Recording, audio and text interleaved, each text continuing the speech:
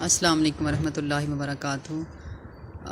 آج میں آپ کے ساتھ ایک ایسی دعا ہے، یعنی کہ میت کو دفن کرنے کے بعد کی دعا ہمارے بہت سے بھائیوں کو اور بہت سے بچوں کو نہیں پتہ، جو ہماری زندگی کا ایک لازمی حصہ ہے۔ ظاہر ہے جو اللہ تعالیٰ نے ہمیں دنیا میں بھیجا ہے تو ہر انسان نے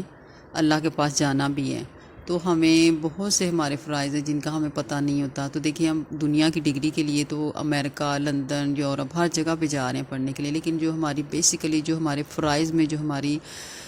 دعائیں ہماری زندگی کا ایک حصہ ہیں جن کے بغیر ہمارا گزارا نہیں ہے،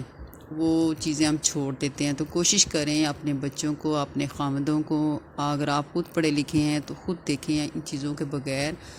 ہمارا دین ہی پورا نہیں ہوتا۔ کہ جو فرائض ہیں ہمارے، کہ دیکھیں ایک دنیا میں انسان آ جاتا ہے تو زندگی اور موت یہ دونوں برحق ہیں، کہ اگر دنیا میں انسان آ جاتا ہے تو اس نے اللہ کے پاس بھی لازمی جانا ہے۔ تو کوشش کریں کہ وہ جو فرائض ہیں جن کے بغیر اللہ تعالیٰ نے ہمیں بخشنا نہیں ہے، جن کو جانے بغیر اتنا دین ہر بندے کے پاس ہونا چاہیے۔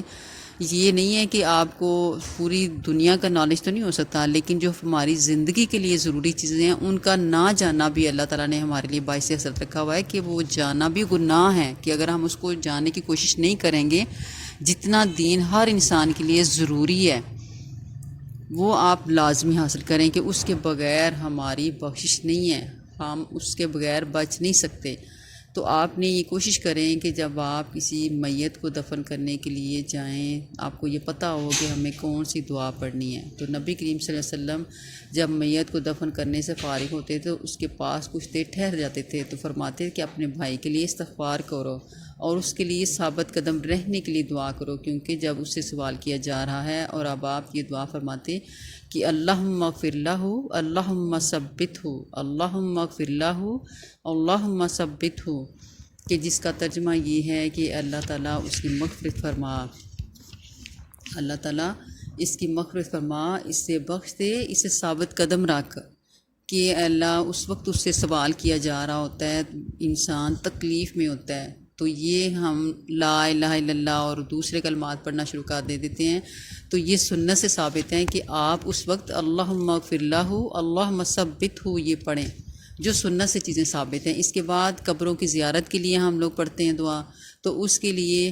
آپ نے جب بھی جو آپ نے اکثر سنا ہوگا کہ جب بھی کچھ جاتے ہیں تو وہ فاتحہ کہتے ہیں، سورہ یاسین پڑھتے ہیں، بڑا کچھ وہ چیزیں جو سنت سے ثابت نہیں ہیں۔ ٹھیک ہے، وہ چیزیں ثواب ہیں، لیکن جو چیزیں یہ غلط چیزیں بھی ہماری جو ہیں ہمارے کرنے کی وجہ سے وہ غلط ہو جاتی ہیں، کہ جو چیزیں سنت میں ثابت نہیں ہیں وہ ہم نہیں پڑھ سکتے۔ خود سے یہ کہ یہ قرآن پڑھا جا رہا ہے تو ثواب کی بات ہے، یہ چیزیں بدعتیں کہلاتی ہیں، کہ جو نبی کریم صلی اللہ علیہ وسلم نے، صحابہ کرام نے نہیں کیا وہ کام ہم نہیں کر سکتے۔ بے شک وہ نیک ہیں، وہ اچھے کام ہیں، ان کے کرنے کا ثواب ہوتا ہے، لیکن وہ تب ہے جب نبی کریم صلی اللہ علیہ وسلم نے وہ کام کیا ہو، صحابہ کرام نے دیکھا ہو، وہ کام ہم کر سکتے ہیں۔ تو قبروں کی زیارت کے لیے جب آپ جائیں تو اس کے لیے دعائیں یاد کریں، اس کے لیے اپنے مختلف احادیث میں دعائیں لکھی ہوئی ہیں، کتابیں ہیں اس کے لیے، وہ آپ یاد کریں۔ تو اسی قبروں کی زیارت کے لیے جو دعائیں میں آپ کو بتانے لگی ہوں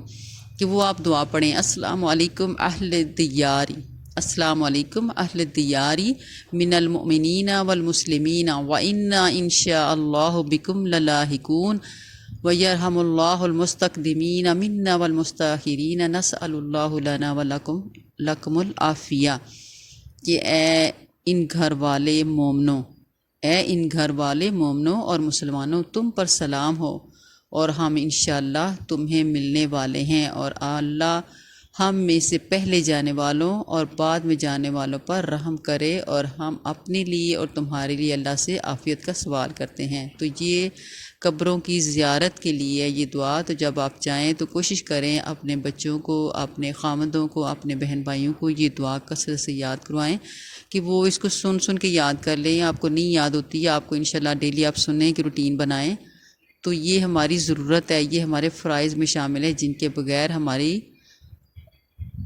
معافی نہیں ہے۔ جو لازمی چیزیں ہیں ان کا علم حاصل کرنا ہمارے لیے ضروری ہے، جس کے بغیر ہماری بخشش نہیں ہو سکتی۔ جو چیزیں لازمی ہیں ان کو کوشش کریں آپ اپنی زندگی کا حصہ بنائیں، ان کو یاد کرنے کا،